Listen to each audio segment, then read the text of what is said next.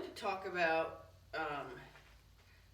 finding your patience with horses as they're learning something. And one of the things that is maybe misunderstood when I say it is he's having a thoughtful moment. He's being thoughtful right now. And I don't mean like considerate of me or considerate of, whatever the circumstances are. What I mean when I say like he's taking a thoughtful step means when you ask him to do something, let's say you're asking them to come to you in a come to me cue after you've asked them to back up to a wiggle on the rope. So now, a second ago, you created a lot of energy in front of them to inspire them to walk backwards from you. So you take the rope and you wiggle it, and you sometimes even have to turn the volume up quite a bit to get them to understand that you're expecting them to back away from that energy. Then they back away from the energy, and now you want to invite them back to you. And the horse is a little unsure if that's what you're asking them for. And this is where patience matters, because if you watch the horse, you'll see them think. And they're trying to process, okay, you just made me back up. Now it looks like you want me to come to you. So then, as you bend over and politely invite them to you, so my come to me cue is this. It starts off online, so this is like where I'm expressing the teaching phase of this. So I've told the horse to back up. I've wiggled the rope at them, creating energy, like a big energy field in front of them, pushing them back. Okay? So now they're back, and now they got their ears on me, which is asking me a question. When two ears come on you and they're looking dead at you, they're asking you a question. So when they stop and ask me a question, I say, I'd like you to come to me. Now, starts off online. So first I invite them, I smile, I invite them. They look at me like, I'm not really sure if I should move, because I've just been forced backwards by energy. Now, I'm going to watch them. What they'll do, I watch for all the micro expressions, which is really something that I don't know that I can teach, but I certainly can try to walk you through it. When a horse says, okay, I've got my ears on you, I've asked you a question, and you're answering my question with this other posture. This other posture seems inviting. This other posture seems to be encouraging me to come towards you. I'm not 100% sure that's what you want. So, when somebody's trying to recall something, they kind of look up to the left or to the right, and I think one direction they're looking, that's a whole other thing. Like one direction means they're actually forming a lie, and the other direction is actually recollecting something. But that's a whole other conversation. So like when you ask somebody something and they have to try to recollect it, they kind of, you see them go into their head, like they internalize a little bit. So that's what a horse will do. They'll internalize. So now they're like, I think she's asking me to come to her. And you'll watch that in their eyes. Their head will do just the slightest tremor, almost like the information came in and rocked their head a tiny bit. They'll blink.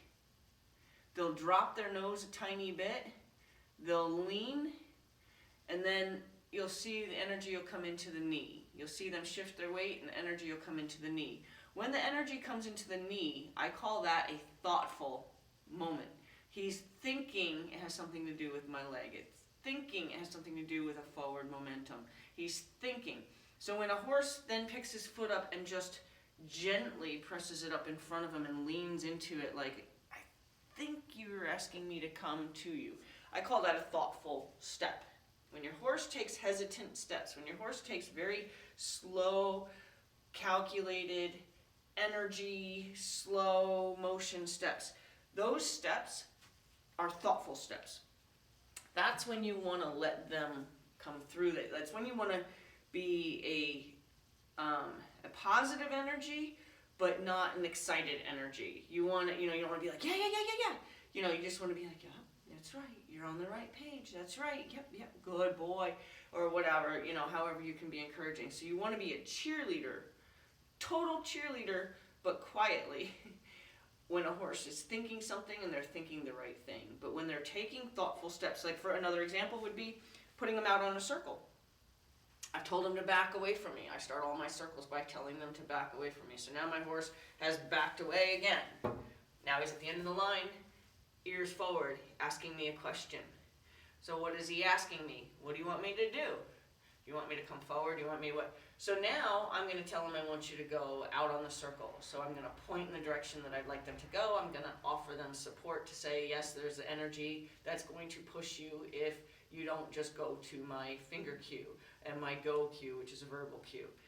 When they turn and walk away, again, the face will do all that same stuff.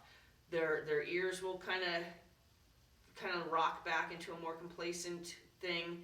You kind of feel like they've gone into their head and started to think. You know, their head will rock a tiny bit, and then you'll see the shift. So when you see the shift when they're coming to you, the shift is forward. When you see the shift when they think they've understood you, the shift is like shouldering away. And that is the moment that you say, that's right.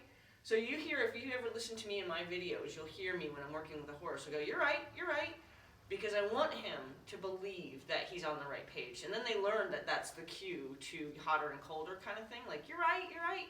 So that encourages them to keep with that thought. Yep, you're on the right page. Yep, keep going.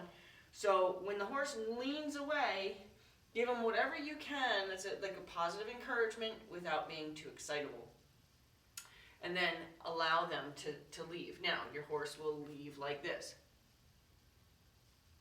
And they'll check in with you, and they'll take that first step away, and they'll check in with you because, you know, they're not sure if they're being bad yet, you know, and they don't want any kind of harsh correction. So they're doing a lot of really methodical, like really thinking it through and really like making that decision.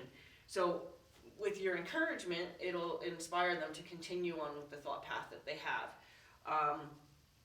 I love it when a horse thinks. I love it when I see those thoughtful steps. Now, let's say the horse does say, okay, yep, I think I did understand that, and they go and they leave.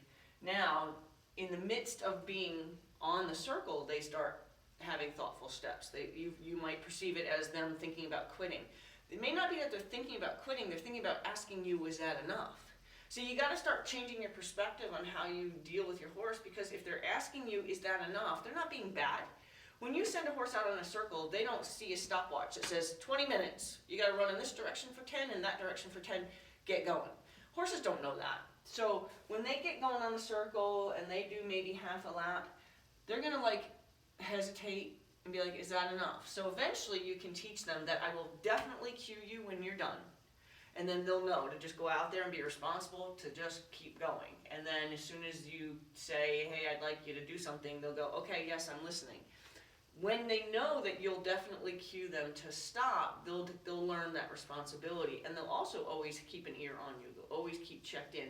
Often a good horse that's really understanding the process will keep their head slightly tipped in on you. A horse that's kind of scared of the process and doesn't ever really understand it will keep their head tipped out. So that's your feedback. Does my horse understand what I want? Does my horse understand what I'm asking them to do? Does my horse understand that there will be a moment where I'm not going to just yank them in? There's going to be a moment where I'm going to invite them back. Then you'll find that your horse will stop looking out and will start looking in. When the horse starts looking in on the circle, you know that you've got that connection. If you're round penning your horse and your horse is spending the whole time looking out over the round pens, all over the panels, you're not connected to that horse. That horse is not connected to you. That horse does not believe that you will tell him when it's time to come in. That horse believes that you're going to do something really harsh, and they're really like, oh, you know, it's an avoidance.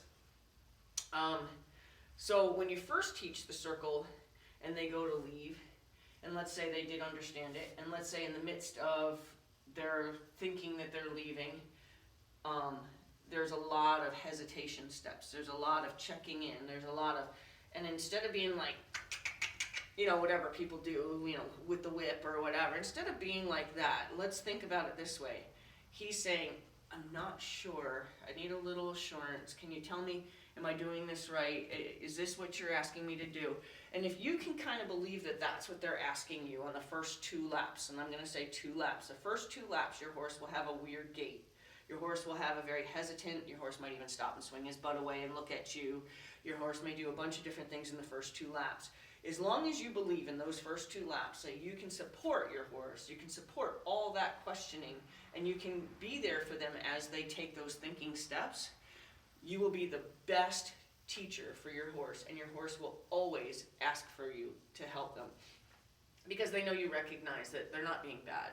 Horses that get punished for not just getting out on the circle, horses who get punished for turning and facing when they aren't sure, you know, and often they do that. They'll take like 4 steps and then they'll spin and look at you.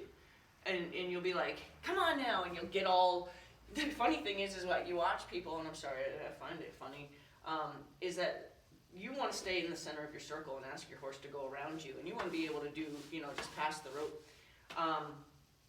But you'll see that the horse will stop and spin, say, over here.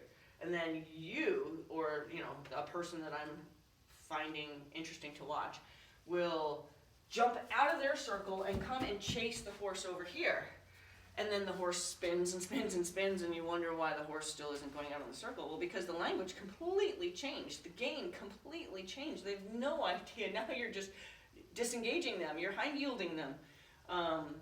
So spend some time expecting to make your X. A hula hoop. The only reason I stopped using hula hoops is because I was worried that somebody would get their feet tangled up in it, because I cannot express enough. Glue your feet to the floor. Glue your feet to the floor. You do not need to get out of your circle to chase your horse. You don't. So back them away again. Say thank you. I appreciate you asking me, and I'm going to let you know now, yes, I still would like you to keep going. If you keep giving them the impression that, yes, thank you, I'm glad that you asked, but I'm not done, I'll let you know. You know, just keep telling them, I'm going to let you know. I promise, I'm going to let you know. Can you just go back out there? I'm going to let you know.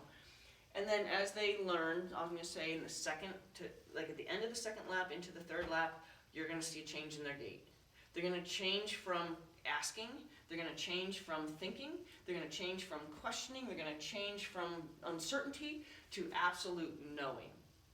And when they have that knowing, their gait will change, their body will relax, you'll see them just confidently take on a stride. All right, yep, I haven't been told anything different, and she's not mad at me. She's thinking, yep. Every time I asked her, she said, yep, keep going. So I think this is what I'm supposed to be doing. Now, you can teach your horse, see, I told you I was going to give you more instructions. I told you I was going to invite you back in, and that is when you start that relationship. The best thing you could do for your horse is to always give them the benefit of the doubt that they want so badly to understand you, and that they want so badly to have the next instruction available to them when they ask questions. And if you can convince them that you're always going to be available to them when they ask a question, sky's the limit. Sky's the limit. Your horse will do anything for you. There's wonderful horses out there that are completely blind. There's a horse that's competing. He has no eyes. His eyes have been taken out of his head. And he's competing. He's competing in riding. He's competing in jumping. He's competing in liberty. This horse is amazing because he knows when he asks a question, his handler, who's amazing, tells him, I have an answer for you. I will never let you run into a wall. That's what she's promised him. And you make those promises to your horse will walk through fire for you. But it's a matter of you being able to believe that you have answers, believe in your patience, and believe in their honesty. There you go. Believe in their honesty.